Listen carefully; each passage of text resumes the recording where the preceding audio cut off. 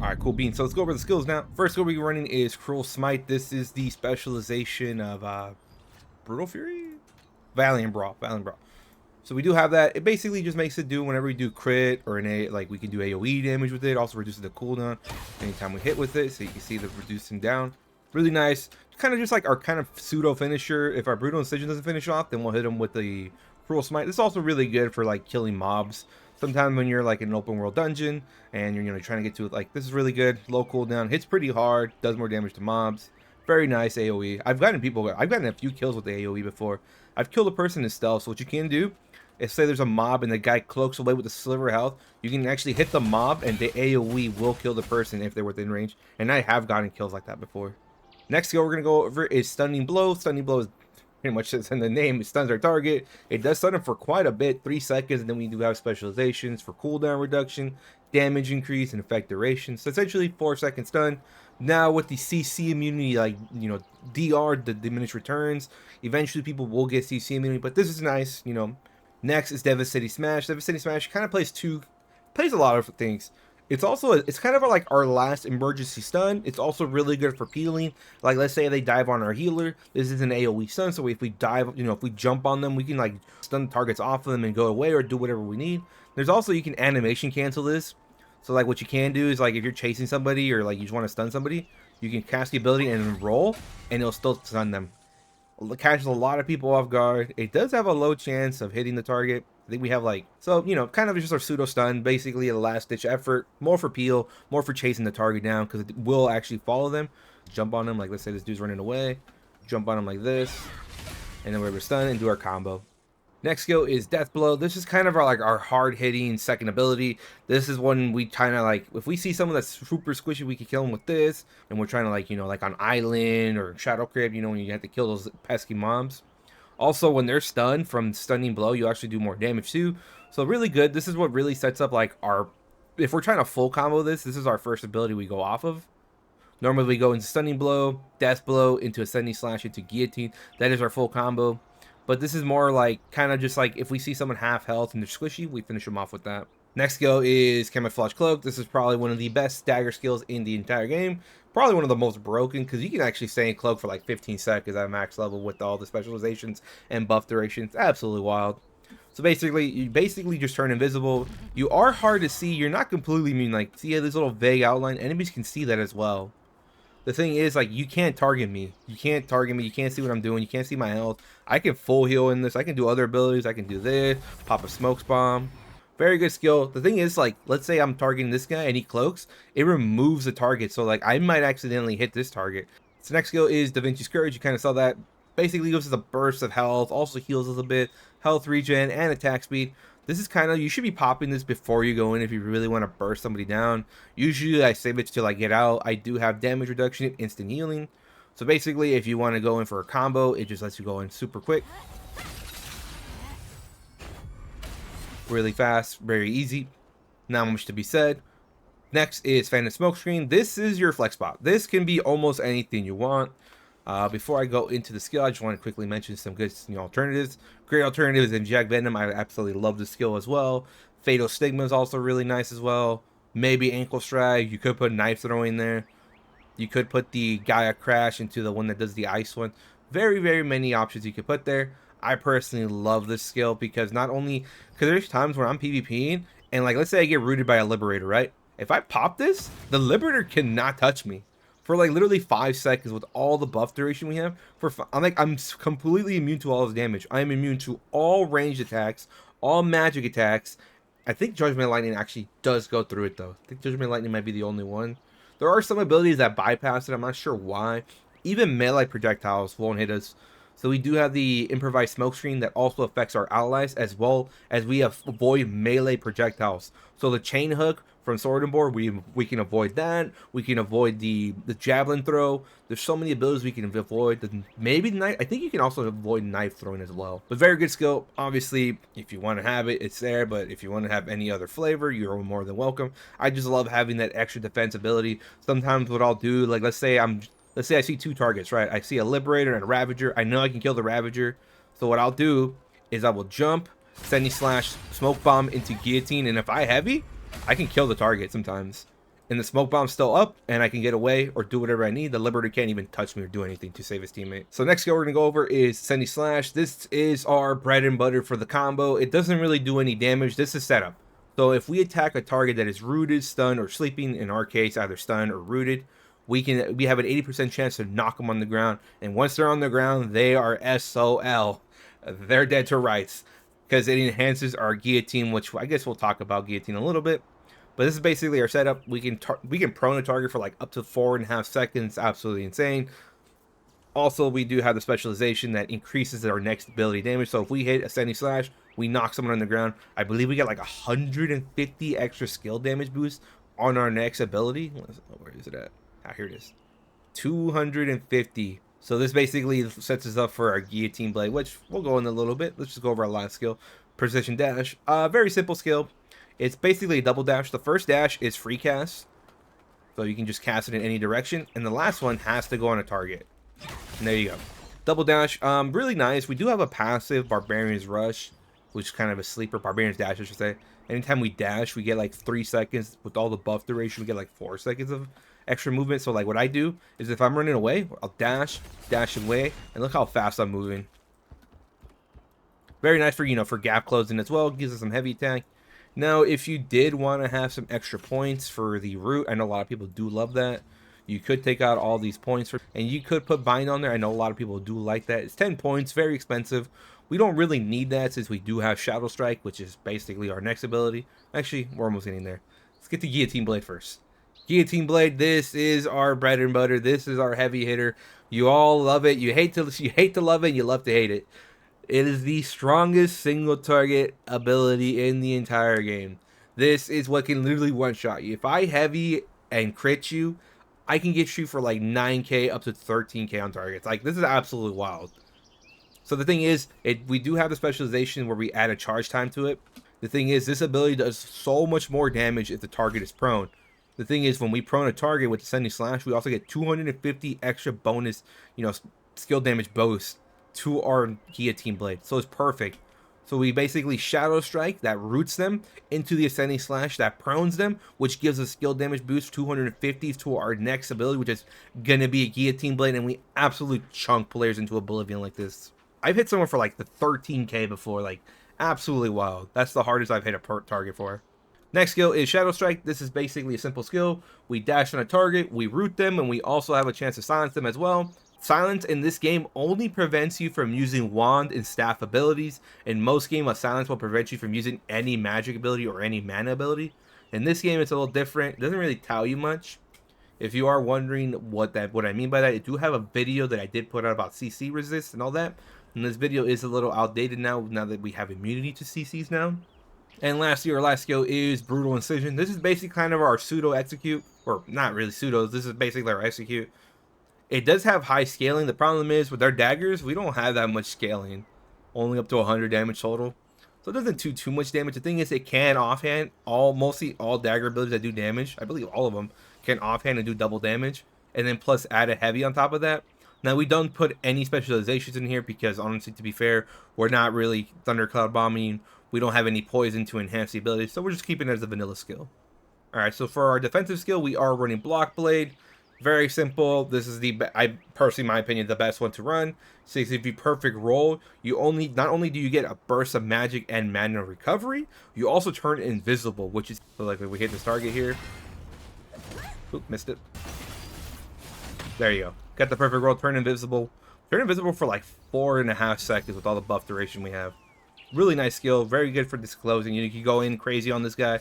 Let's say we go in crazy. We're hitting him quick. We see he's about to use an ability and we roll it.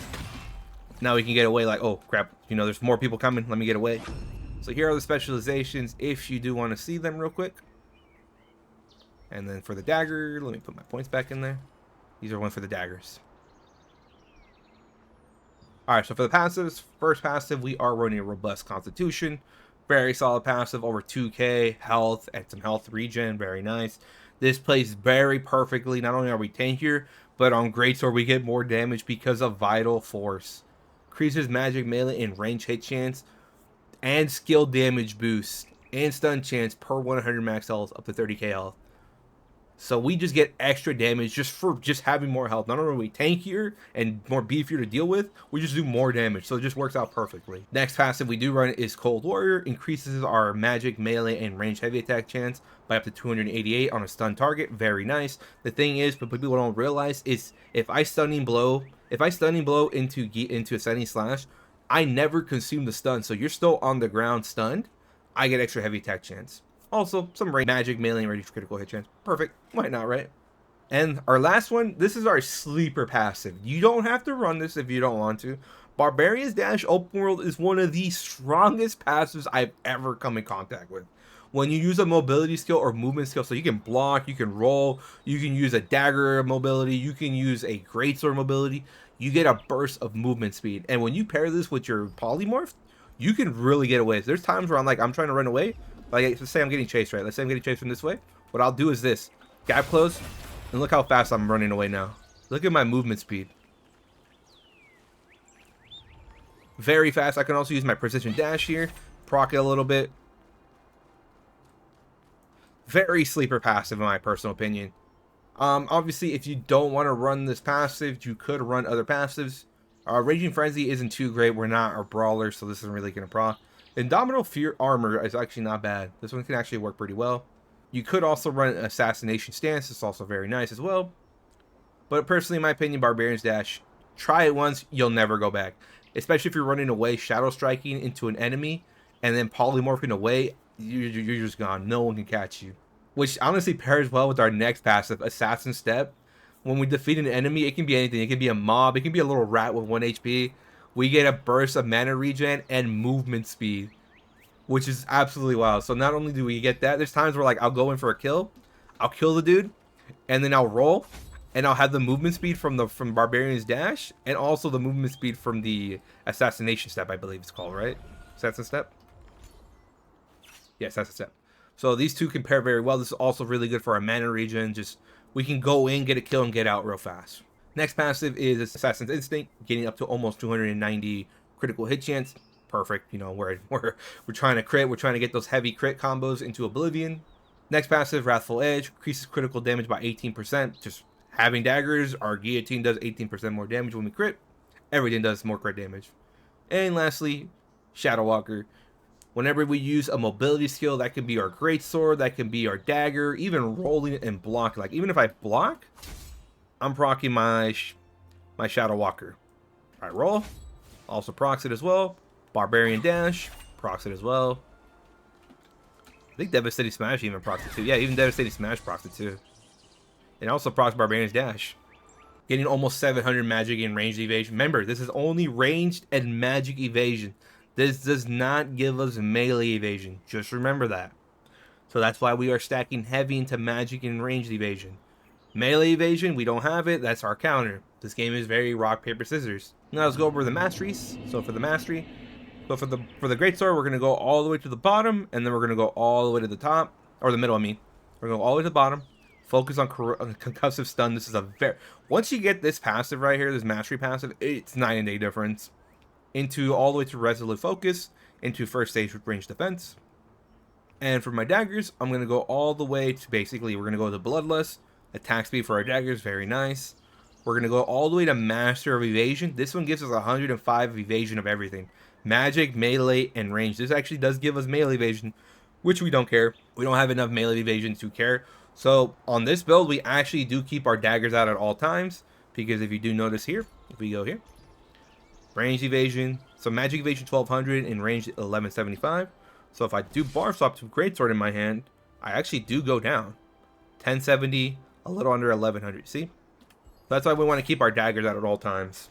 So on this one, we're going to go all the way up to buff duration. Actually, no, we have 2 points. So we're going to go all the way to the bottom tree. You want all the bottom tree. You want to get to all the way to range defense here. We don't really want strong will because we can resist. I'm trying to see if I can cook something up with this. As of right now, not really, but maybe. So we're going to go all the way to range defense, and then we're going to go 2 points all the way to offhand weapon attack chance. We don't really want weaken chance. No one really builds weaken resist, but that might change one day. We might get that. But that should be pretty much it. So our passes, we are, we have the Licarius Daggers, and we do have the Adentis Greatsword. Don't worry, we do have a Duke Magnus Fury build as well. Don't you worry for my free-to-play veterans out there. Alright, so for the gear, we're going to be going over 2 gears. So we do have the Adentis Greatsword. Finally, after 3 months of playing this game, we finally got our Adentis Greatsword about a week ago of recording this video. We do still keep our Duke Magnus Fury. Don't worry, I'll be going over a Duke Magnus Fury build as well. But this is how I normally would build it. Everything is the same. We're just going to change some rune synergies and some points when we do go for the Duke Magnus. But let me go over the Adentis Greatsword. So for the gear, we are running 2-piece Shadow Harvester, 2-piece Field General, and 1-piece Phantom Wolf. So we are running Shadow Harvester Mask and Feet. These two are absolutely wild. This one gives us cooldown speed as well as both evasions. Very nice.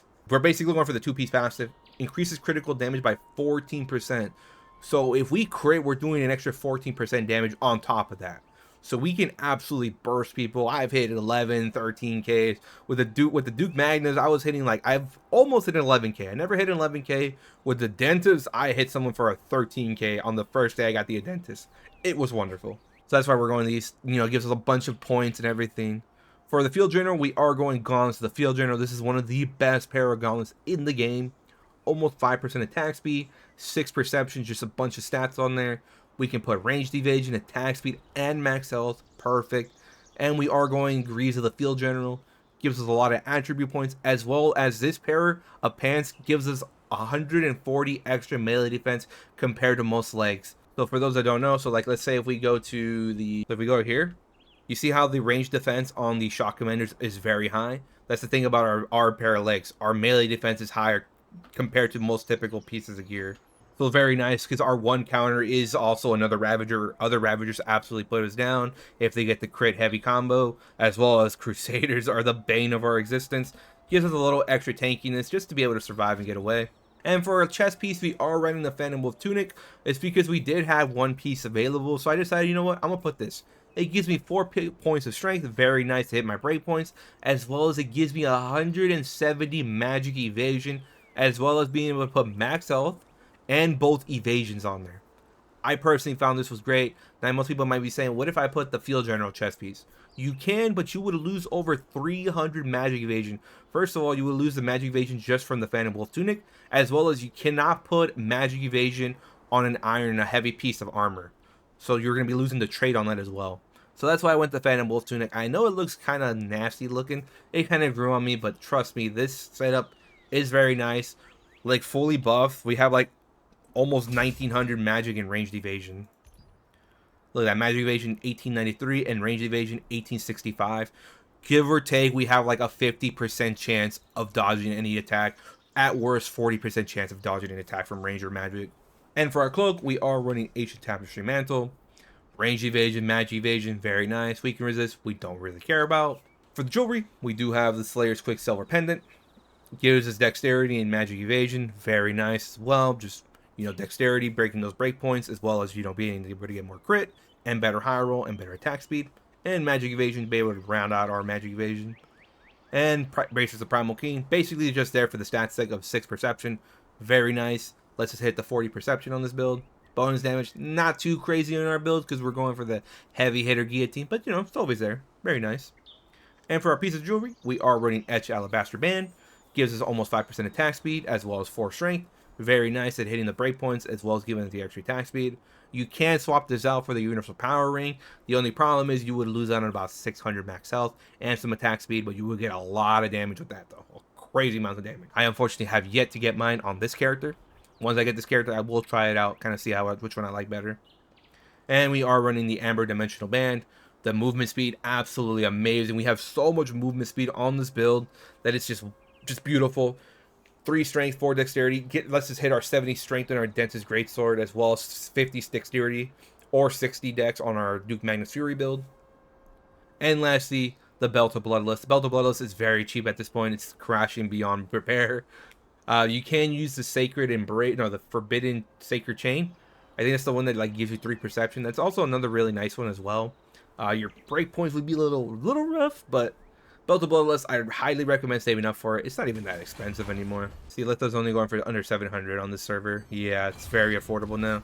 The movement speed is amazing. The strength, it gives you 1 extra attribute point compared to the Forbidden Eternal Chain, as well as slightly less max health. But the thing is, it's just a great belt. That movement speed, you do notice it. And for our weapons, we are running the Licurious Wicked Thorns. These are the Licurious Daggers. Beautiful pair of daggers. It's just a huge stat stick. Like, we get 8 wisdom, 7 perception, just perfect on this build, as well as some critical hit chance, as well as getting some extra base damage. So when we go in for the Shadow Strike, Ascending Slash, Guillotine combo, we can absolutely hit some crazy numbers with that.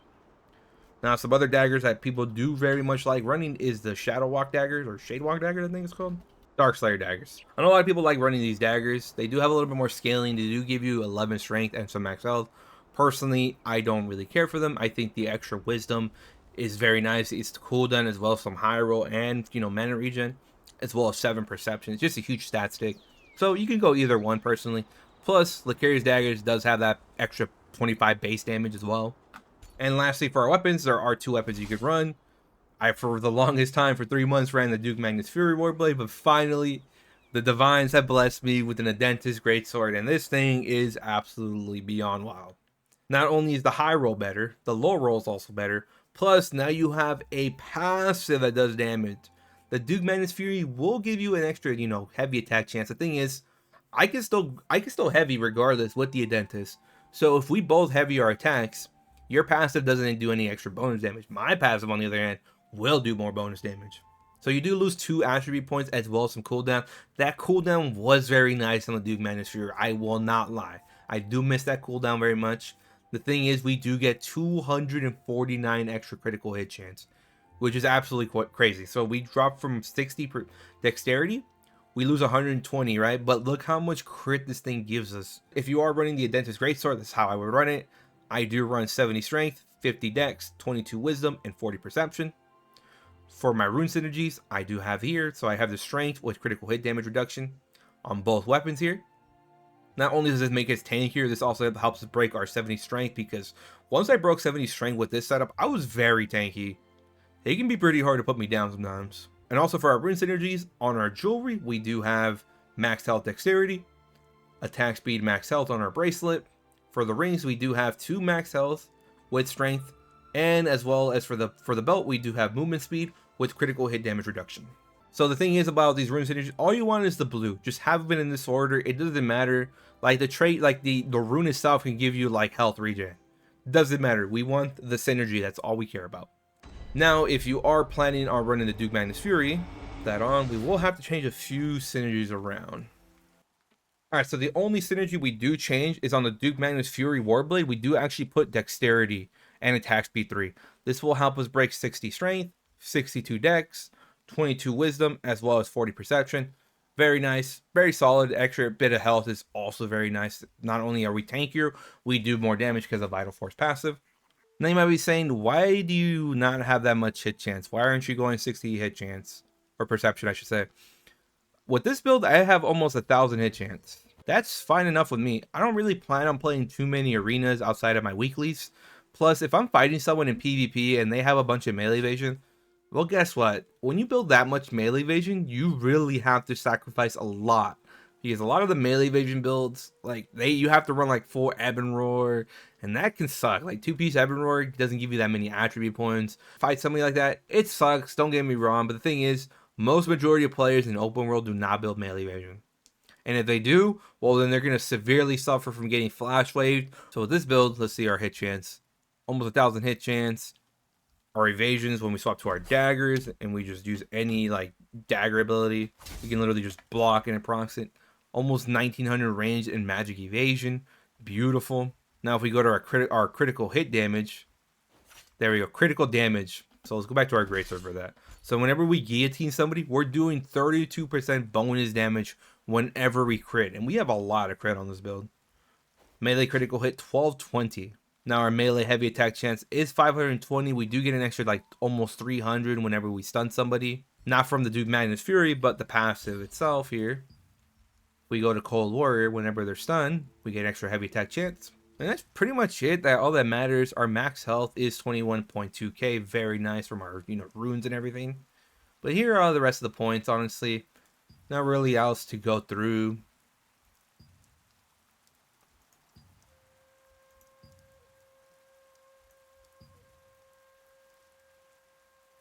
There you go. That's pretty much it.